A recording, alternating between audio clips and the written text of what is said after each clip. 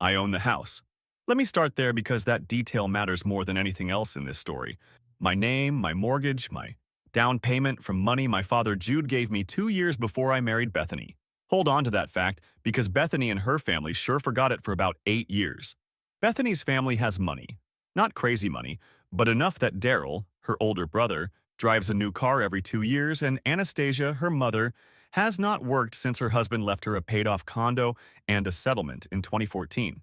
When Bethany and I started dating, I was 26, finishing a certification program working weekends at a warehouse. Daryl told Bethany at a barbecue, while I was 10 feet away flipping burgers, that she was settling. Bethany laughed. Anastasia said nothing, which in that family means agreement. I married her anyway because I loved her and figured once I got established the jokes would stop.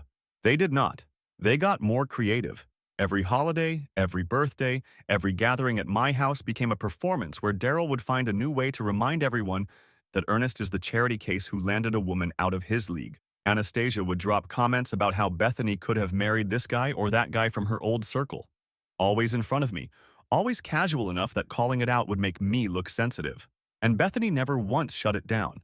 She would smile, add her own joke, or let it happen like background noise. I brought it up privately maybe 6 times over the years, and every time she told me I was overreacting, her family just has a rough sense of humor. I need thicker skin. The last time, 3 years ago, she told me flat out that if I cannot handle her family's personality, then maybe I am the problem. So I stopped bringing it up, but I did not stop paying attention. 3 years ago, I got promoted to regional operations. Good salary, full benefits. I sat down one Thursday after Larissa went to bed and made a list. Everything in that house tied to my name and income. The mortgage, insurance, both cars. Bethany's car is on my policy because her credit was too thin for a decent rate. Internet, utilities, all of it. But that was small stuff, and I was not interested in small stuff. What interested me was that Bethany had not worked full-time in 6 years. Part-time reception, maybe 15 hours a week. No savings. Anastasia's condo was paid off, but her monthly income barely covered expenses because she burned through her settlement on renovations and a trip to Portugal in 2021. Daryl made decent money, but had 2 car payments and a condo bought at the worst time, with an adjustable rate about to climb. I knew all this because Bethany talked about her family's finances at dinner like it was commentary on a show. I was not planning to leave yet. I was planning to be ready. I wanted to know exactly where I stood, so when the moment came, I would not be scrambling. Every move already mapped out. The Thanksgiving dinner was that moment. 14 people at my table. I cooked for 2 days. Turkey, ham, 3 sides, homemade rolls, 2 pies. I set the table with real plates and cloth napkins because Larissa wanted it nice. I did all this while Bethany was at Anastasia's, helping her mother pick out an outfit. 2 days of cooking, and the first thing Daryl said walking in was that the house smelled like a cafeteria. Anastasia asked if I used a recipe or just guessed. Bethany laughed at both. After dinner, while I was clearing plates because nobody offered to help, Daryl slapped my back and delivered his punchline comment. Larissa, my own 14-year-old daughter, nearly choked laughing and called me a wet paper towel. And Bethany, sitting in the chair I bought at the table I assembled in the house I pay for, delivered the Roomba line. Everyone laughed. I smiled because I had been smiling for 8 years and because this time, I knew exactly what was coming next. Monday, I called a family attorney, not to ask questions. I had done the research. I called to start. I needed my rights confirmed regarding the house, Larissa, and how much Bethany would be entitled to given her work history and the fact that the down payment was a documented gift from Jude. The attorney confirmed what I suspected. That house was going to be a problem for Bethany. What I did not expect was what happened the following weekend. Daryl called Bethany on Saturday, and I overheard enough to understand that Daryl was not just making jokes for entertainment. He had a reason, and that reason was about to make everything significantly worse. I will update soon. I need to figure out how much detail to go into because this gets complicated. Okay, so Ernest is giving us the origin story of a man who got forged in disrespect and came out the other side as a strategic weapon. And I gotta be real. 3 years of quietly mapping every financial vulnerability while smiling through Thanksgiving dinners. That is a level of patience that borders on terrifying. Like most people would have snapped at year 2, flipped a table, said something they regret, and then been the bad guy in the divorce. But this man turned emotional abuse into a spreadsheet. He took every "you're not good enough" and converted it into leverage. And the thing that gets me about Bethany is she had 6 years of not working full-time, living in a house she doesn't pay for, driving a car she's not insured on, and still co-signed the disrespect. Like you're literally a dependent and you're laughing at the person you depend on? That is a level of financial illiteracy mixed with audacity that should be studied in universities. But honestly, what breaks my heart a little is that Ernest loved this woman enough to eat 8 years of humiliation hoping it would change. That's not weakness. That's someone who genuinely believed the person they married would eventually choose them over the crowd. She never did. And the moment he accepted that, he stopped being a husband and became an exit strategy with a pulse. Update 1. Alright, so a lot happened since the original post and I need to lay it out properly because this is where things start connecting in ways I did not fully see coming, even with 3 years of preparation. The Saturday after Thanksgiving, I was in the kitchen putting away leftovers, and Bethany was on the couch talking to Daryl on speaker. She did not know I was close enough to hear clearly. Daryl was telling her that she needed to convince me to co-sign on a refinance for Anastasia's condo. Apparently, Anastasia had taken out a home equity line against the condo 2 years ago to cover the renovation costs and the Portugal trip, and she was behind on payments. Not a little behind. Behind enough that the lender had sent her notices. Daryl's plan was for me to co-sign a refinance at a lower rate so Anastasia could reset the payments and keep the condo. Daryl could not do it himself because his own debt-to-income ratio was already stretched with his car payments and his condo mortgage that had adjusted upward. So let me make sure everyone understands this. The same people who spent 8 years calling me the family punchline, the charity case, the Roomba, they needed my credit and my income to bail out Anastasia. And Daryl had been pushing Bethany for weeks to bring this up with me. The jokes at Thanksgiving were not even a break in the campaign. He literally mocked me at my own table, knowing full well he was about to ask me for a massive financial favor. I did not confront Bethany about the call. I waited. I wanted to see how she would present it to me because that would tell me everything I needed to know about where I actually stood in this marriage. She brought it up the following Wednesday. Larissa was at a friend's house for a group project. Bethany sat down across from me at the kitchen table and started talking about how Anastasia was stressed, how the condo situation was getting difficult, how it would be really helpful if we could look into helping her refinance. She framed the entire thing as US helping her mother. Never mentioned Daryl, never mentioned that Daryl was the one orchestrating it. Never mentioned that she knew about this for weeks while I was cooking a 2-day Thanksgiving dinner for people who think I am a joke. I asked her direct questions. How much does your mother owe? How far behind is she? What is Daryl's involvement? Bethany gave me vague answers on the first two and flat out said Daryl had nothing to do with it. This was just about helping Anastasia. So she lied to my face while sitting in my kitchen, in my house, asking me to put my financial future on the line for a woman who has spent nearly a decade suggesting her daughter married down. I told Bethany I would think about it. I needed time because I had several things in motion with my attorney already, and this new information changed my calculations significantly. What Bethany did not know was that I had already started the separation paperwork. My attorney had advised me to document the household financial structure in detail before filing, and Anastasia's condo situation was now another piece of that picture. Here is where the new complication hits. That Friday, Bethany told me Anastasia was coming to stay with us for a few days because the stress was affecting her health. I said fine because I was not ready to show my hand yet. Anastasia moved into our guest room with 2 suitcases and an attitude like she was checking into a hotel she was doing a favor by visiting. First night she told me the pot roast I made was dry. Second night, she rearranged my kitchen cabinets because apparently I organized things wrong. But the real issue was what I found when I got home from work the following Monday. Anastasia had been going through the filing cabinet in my home office. I know this because I keep a specific system. Folders organized by color with tabs facing a certain direction. And 3 folders were out of order. The mortgage folder, the insurance folder, and the vehicle registration folder. She had been looking at my financial documents. Whether Bethany asked her to or whether Anastasia was doing her own recon, I still do not know. But somebody in that house decided they needed to understand exactly what I had and what I was worth before pushing the co-sign conversation further. I moved every document to a locked box at my father Jude's apartment that same evening. Told Bethany I was reorganizing my office. She did not question it. 2 things were now running at the same time. Bethany and Daryl were building toward the cosign, ask with more pressure, and I was building toward a separation filing with a much stronger hand than they realized.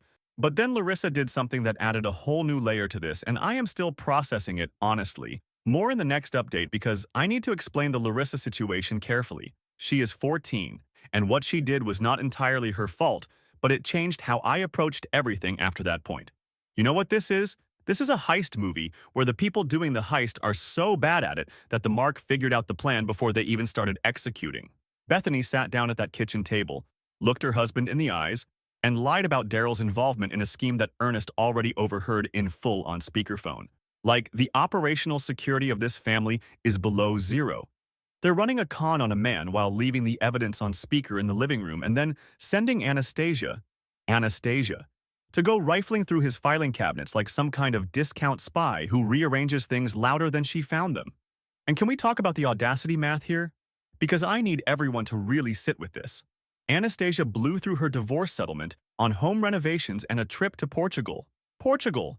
She vacationed away her financial safety net. And now she's in Ernest's guest room criticizing his pot roast while secretly reading his mortgage documents. That is a woman who has never once connected the dots between her lifestyle and her consequences, because there was always supposed to be someone else holding the bag. First, it was her ex-husband's settlement. Now it's supposed to be Ernest. And Daryl.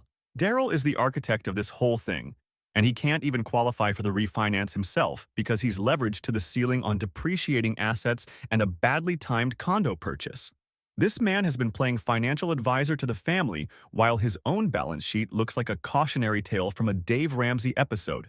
He's the older brother energy of "I'm successful," built entirely on the illusion of 2 new cars and confidence. Strip that away and he's one rate adjustment from calling Ernest himself. But Bethany lying about Daryl's involvement. That's the detail that should make everyone's blood cold. Because that means she doesn't see Ernest as a partner she owes honesty to. She sees him as a resource she needs to manage. And you manage resources with strategy, not truth. That's not a marriage. That's asset management with a wedding ring. Update 2. A lot unraveled in a short window, so let me lay it all out. Shout out to whoever said I should check if Bethany had added herself to anything behind my back. You were thinking on the right track. The Larissa situation. The week Anastasia was staying with us, I was helping Larissa with a history assignment at the dining table. Her phone was between us, and a group chat notification popped on the lock screen. A message from Larissa to a group called Fam Girls, and the preview read, "Dad is so clueless. LOL, Mom says he will sign whatever if we just wait him out." I did not say anything. I finished the assignment and sat in my office for an hour. My 14-year-old daughter was in a group chat with Bethany and probably Anastasia where they discussed strategy about getting me to co-sign. They were turning my kid into part of the operation, and Larissa thought it was funny because to her, this is just how the family talks about Dad. A joke, a game. That night, I stopped thinking about separation as eventual and started treating it as something to execute within weeks. I contacted my attorney the next morning to accelerate everything. I also told my father, Jude. He got quiet and told me he would make himself available for whatever I needed, including testifying about the down payment gift. Jude never liked how Bethany's family treated me, but he respected my decisions. Now he understood why I had been so methodical. Here is where I started applying actual pressure. First move was Anastasia. 9 days in my guest room, going through my things, rearranging my kitchen, criticizing every meal. I sat with Bethany on a Wednesday night and told her Anastasia needed to leave by Friday. Bethany started the usual script. I was being dramatic. Anastasia was stressed. She had nowhere comfortable to go. I told her Anastasia has a paid-off condo, and if she is uncomfortable, then maybe she should not have taken out a home equity line she could not afford. Bethany went pale because she realized I knew more than she thought. She asked how I knew about the equity line. I told her she told me herself during dinner conversations she apparently forgot about, back when she thought I was not paying attention because I was just the Roomba. Bethany tried to redirect. This was about family, about helping people you love, about not keeping score. I told her I had been keeping score for 8 years, and the number was not in her favor. I told her I was not co-signing anything, and if Daryl wanted to save his mother's condo, he could figure it out with his own credit. Then, I said something I had been sitting on for 3 years. Every joke, every Thanksgiving comment, every Roomba line was stored and remembered, and she made a serious mistake assuming I absorbed it because I was weak. I absorbed it because I was waiting. She left the room. Anastasia left Friday but did not go back to her condo. She went to Daryl's one-bedroom. That matters because Daryl's place was already tight, and having his mother there would accelerate his own financial strain. Extra groceries, utilities. 2 adults in a small space who are both used to living alone. The following week, Daryl came to my house. Bethany let him in. He sat across from me at the same table where he called me the punchline and tried a different approach. No jokes. He talked about family responsibility, about how Anastasia raised Bethany alone, about how the condo was all she had. He told me refinancing was the right thing, and he would owe me one. I let him talk for 15 minutes. Then, I asked one question. Why would I put my name on a financial obligation for a family that spent 8 years making sure I know I am not good enough to be part of it? He did not have an answer. He started saying the jokes were just how they communicate. He did not mean any of it. I was taking things too personally. I told him that every gathering was cataloged in my head and the pattern was not humor. It was contempt, and contempt has a cost. Then I told him to leave my house. Daryl left angry, not apologetic, angry. He came expecting the pushover and got someone who had been waiting for this conversation for years. 2 days later, Bethany told me Daryl was exploring whether he could force some kind of family obligation to help Anastasia. The fact that he was looking into it told me he was desperate. Anastasia's lender was not going to wait, and Daryl's own payment had gone up again. Then I told Bethany I had filed for separation, and my attorney would reach out to hers. I told her the house was mine, and she should start making arrangements. The next update covers what happened after, what Daryl tried, and why Bethany and Anastasia ended up at my door crying. Dad is so clueless. LOL, Mom says he will sign whatever, if we just wait him out. I need everybody to understand something about that sentence. That's not a 14-year-old being mean. That's a 14-year-old who has been taught a worldview. She has grown up in a household where the running lesson, delivered through jokes, through eye rolls, through every holiday dinner, is that Dad is a utility. He provides. He absorbs. He doesn't push back. And you can laugh about it openly because he'll never do anything about it. Bethany didn't just disrespect Ernest in that marriage. She built a curriculum, and Larissa was the star student. And honestly, that is what would have broken me. Not Daryl's jokes. You can dismiss a clown, not Anastasia rifling through your files. You can lock a cabinet, but your own daughter, your kid, the person you cook 2-day Thanksgiving dinners for, casually texting that you're clueless and easy to manipulate, while you're sitting next to her helping with her homework, that's the kind of pain that doesn't make you angry. It makes you still, like dangerously still. And that's exactly what happened. Ernest went from, I'll leave eventually, to, I'm calling my attorney tomorrow morning. And then the confrontation with Bethany, where he throws the Roomba line back. You told me yourself during dinner conversations you apparently forgot about, back when you thought I wasn't paying attention because I was just the Roomba. That is a man who has been writing closing arguments in his head for 3 years while doing dishes.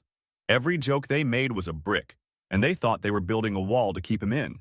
He was building a case. But I also want to point something out that I think people are going to miss because they're cheering for Ernest. And rightfully so. But Daryl leaving angry? Not embarrassed? Not ashamed? Angry? That tells you everything about how that family processes accountability. In their world, Ernest saying no isn't self-respect, it's betrayal.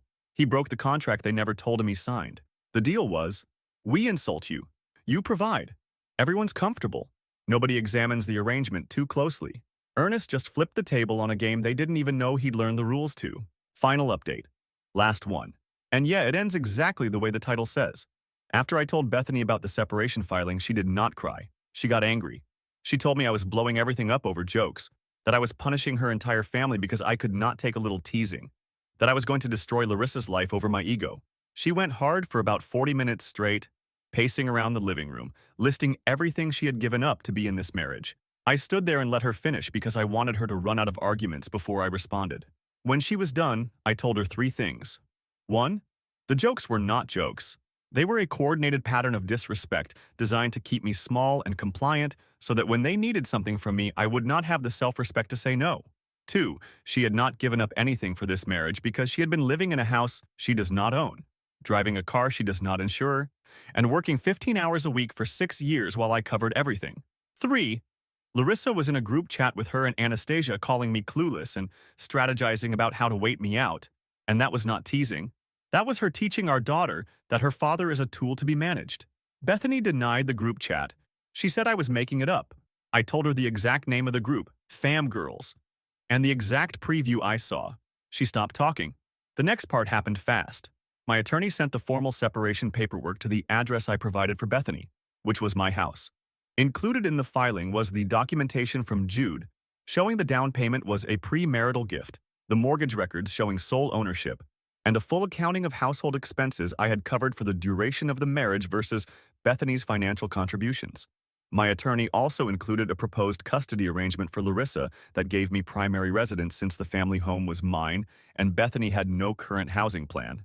Bethany got her own attorney within a week. Her attorney came back with a counteroffer that was honestly embarrassing. They wanted me to continue paying the car insurance, give Bethany 6 months to remain in the house, and suggested shared custody with Bethany as primary during the school year. My attorney responded with a detailed breakdown showing that Bethany had no independent housing, no full-time income, and no savings, and that the proposed arrangement was not in Larissa's best interest given the documented instability. While the legal back and forth was happening, the pressure on Daryl and Anastasia was building on its own. Without my cosign, the refinance was dead. Anastasia's lender moved forward with acceleration of the loan, meaning she now owed the full balance of the equity line immediately, rather than making monthly payments. Daryl tried to pull together enough from his own resources, but his adjusted mortgage payment had eaten into his cash reserves and he could not qualify on his own. Anastasia was facing the real possibility of a lien on the condo she thought was her safety net forever. Daryl came to my house one more time. Bethany was already staying at his place by then because I had asked her to leave after the separation was filed, and she had no other option. Daryl sat at my kitchen table again, and this time there were no speeches about family responsibility. He told me straight, if I did not help with Anastasia's refinance, she was going to lose the condo. I told him that was not my problem. He told me I was being cruel. I told him that 8 years of being the family punchline at my own dinner table was cruel and that I was just the Roomba, remember? Quiet, programmable, and only useful when there is a mess. I used Bethany's exact words back at him, and he had nothing to say. Then I told Daryl something I had been waiting years to say. I told him that the reason he spent 8 years putting me down was because he needed Bethany to stay dependent on me while also making sure I never felt confident enough to push back. He needed a provider for his sister who would never question the family hierarchy. And the moment I stopped being that person, the entire structure collapsed because none of them, not Bethany, not Anastasia, not Daryl, had built anything independent enough to stand without the guy they called the punchline holding it up. He left. 3 days later, Bethany and Anastasia showed up at my front door. Anastasia was crying. Bethany was crying. They wanted to talk. They wanted to work something out. Anastasia said she was sorry about the years of comments, that she did not realize how much it affected me. Bethany said she wanted to try counseling, that she would set boundaries with her family, that Larissa needed both parents in the same house. I let them stand there for about 30 seconds. Then I told them that the separation was proceeding, that I would be fair with Larissa, but I was done with the marriage, and that if Anastasia wanted to apologize, she could start by explaining to Larissa that her father is not a punchline and never was. I closed the door. I am writing this from my kitchen table, the same table where 14 people laughed while I smiled and cleared their plates. Every family needs a punchline, is what Daryl said. Turns out what every family actually needs is someone willing to stop smiling. Bethany paced for 40 minutes listing everything she gave up for this marriage. 40 minutes. And I would pay actual money to know what was on that list, because based on the evidence we have, it would be the shortest real list attached to the longest performance in divorce history. What did she give up? The hypothetical richer husband Anastasia kept mentioning at holidays? The full-time career she hadn't pursued in 6 years? She gave up options she never had to live a life she didn't pay for, and now she's framing the exit of the man who funded all of it as her loss, her sacrifice. That is Olympic-level revisionism. And Bethany's attorney coming back asking for 6 months in the house and primary custody with no housing, no income, and no savings.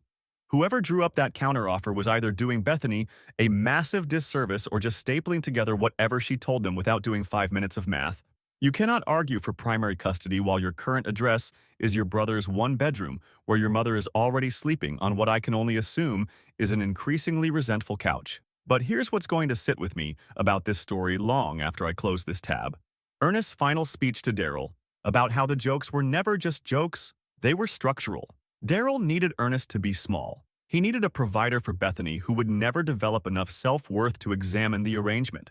Because if Ernest ever woke up and realized he was the load-bearing wall in a house full of people who drew graffiti on him, the whole thing would come down. And that is exactly what happened. Every single person in that family is now financially exposed because the man they spent 8 years diminishing finally said, okay, do it without me then. And none of them could. Anastasia crying at the door saying she didn't realize how much it affected him. Ma'am, you went through his filing cabinet. You knew exactly what he was worth financially. You just never bothered to calculate what he was worth as a human being. And that's a number you're only discovering now because it turns out it was the only one that mattered. And I do want to say this, Ernest, if this is real, you need to have a real conversation with Larissa at some point. Not angry, not punishing, but real. Because she's 14 and she was drafted into a dynamic she didn't create. She learned that laughing at dad is how you belong in this family. She needs to unlearn that. And she can only unlearn it if somebody teaches her that the man who cooked for 2 days and helped with her homework and bought cloth napkins because she wanted it nice, that man deserved better than being the group chat joke. And that lesson has to come from him, because clearly nobody else in her life is going to teach it.